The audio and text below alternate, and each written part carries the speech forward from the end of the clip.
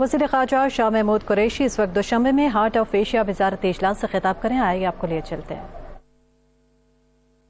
Distinguished co-chairs, foreign ministers of Heart of Asia participating countries, distinguished delegates, ladies and gentlemen, it gives me immense pleasure to be part of this Heart of Asia-Istanbul process ministerial conference.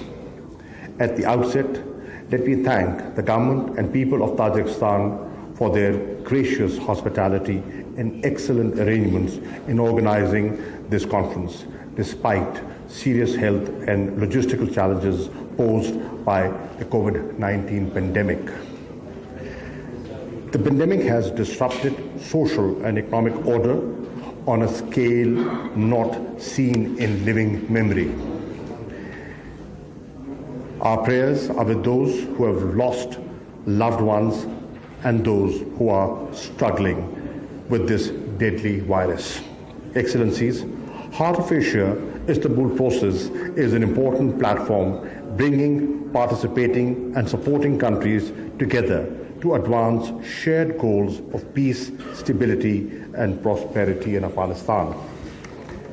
We value the CBM's led process and are committed to its steady progress. For us, Afghanistan is an important neighbor and a brotherly country with strong historical links. No other nation could claim to have such immutable bonds with Afghanistan and thus more desirous of peace and progress in Afghanistan than Pakistan. Excellencies, as we gather here today, the Afghan peace process stands at a defining juncture. Having faced conflict and instability for over 40 years, Afghanistan has never been so close to turning the tide.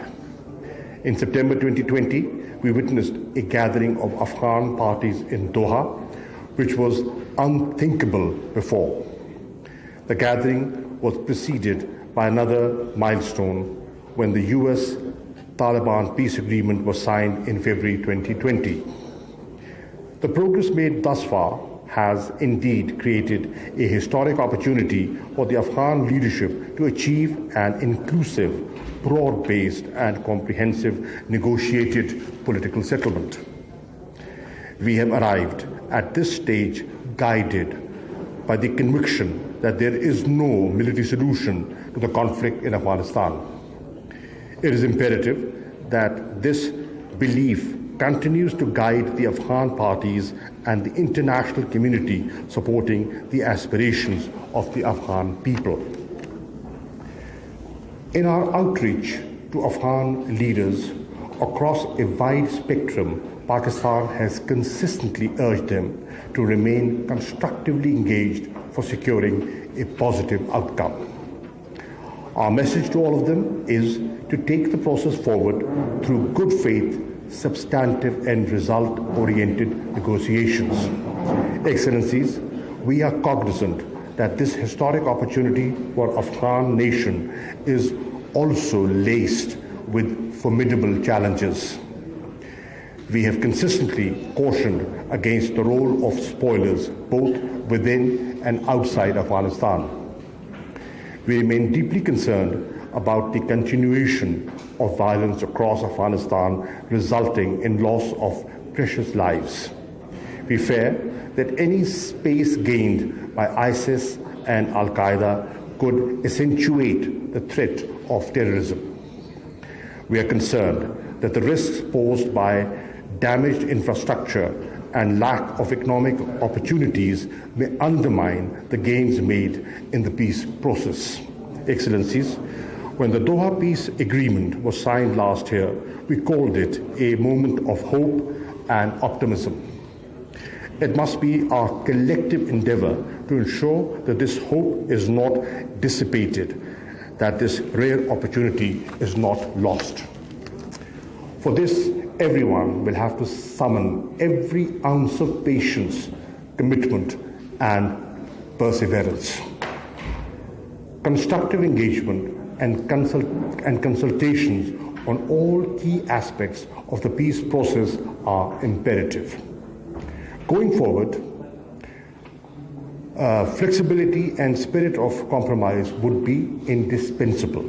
Going forward, I suggest we focus on consolidating and building upon the progress made through the Doha process, preserving the international community's investment and the consequent development gains made over the years, ensuring orderly and responsible withdrawal, making sure reduction in violence and ceasefire are achieved at the earliest, culminating the Afghan-led, Afghan-owned process into a sustainable political solution, securing the international community's financial engagement to support Afghanistan in its post-conflict path to progress, planning long-term reconstruction and economic development for Afghanistan, creating pull factors for the Afghan refugees to return to their homeland with dignity and honor through a time-bound and well-resourced plan. Distinguished participants, let me just briefly underline that besides facilitating the peace process, Pakistan is extending all possible support to Afghanistan. We have committed $1 billion for Afghanistan's development and reconstruction. Nearly $500 million have already been spent on infrastructure and capacity building projects. A new visa regime has been instituted to facilitate travel. Despite COVID-19, we opened 5 border crossing points to facilitate bilateral and transit trade. We are engaged with Afghanistan on revision of the transit trade agreement. Pakistan has also operationalized Gwadar Seaport for Afghan transit trade. Pakistan is keen to move forward on regional connectivity and energy projects such as Kasa 1000 and Tapi. The Trans-Afghan Railway project connecting Uzbekistan, Afghanistan, Pakistan is being pursued to promote trade, tourism, and people-to-people exchanges. The China-Pakistan Economic Corridor, as the flagship project of Belt and Road Initiative, is open with beneficial prospects for Afghanistan. Excellencies, under the Heart of Asia-Istanbul process, Pakistan is a participant in all CBMs and a lead country in disaster management and environmental protection and agricultural development. Pakistan hosted first virtual meeting of Regional Technical Group of Agriculture Development CBM on 5th March 2021. The areas of cooperation agreed in the meeting include plant quarantine system, advancement of seed industry, and value crop production.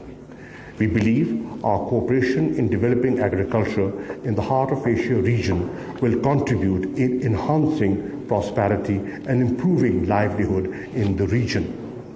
All these steps are practical manifestations of our resolve to build close cooperative ties with Afghanistan. Excellencies and distinguished participants, as I close, I express my confidence that our deliberations today will be meaningful and productive, and that the Dushanbe Declaration would reflect our common resolve to stand by and support the Afghan people at this most consequential time in their history. For its part, Pakistan will continue to support a peaceful, stable, united, democratic, sovereign, and prosperous Afghanistan at peace with itself and with its neighbors. I thank you. Afghan तनाज़े का कोई फौजी हल नहीं है। Dushanbe में 9वें heart of Asia Istanbul process conference से खिताब कर रहे थे वज़ीर ख़ारजा शाह महमूद कुरैशी। उनका कहना था कि कोरोना आलमी वबा के दौरान कॉन्फ्रेंस के इनेकाद पर मैं ताजिकिस्तान हुकूमत और अवाम का शुक्रगुजार हूँ। आलमी वबा की वजह से बहुत से लोग अपनी जान की बाजी हार गए हैं। हार्ट ऑफ एशिया अफगानिस्तान में अमन और खुशहाली लाने का एक अहम प्लेटफॉर्म है। पाकिस्तान टेलीविजन न्यूज़ से ये थी अब तक की ताज़ा तरीन।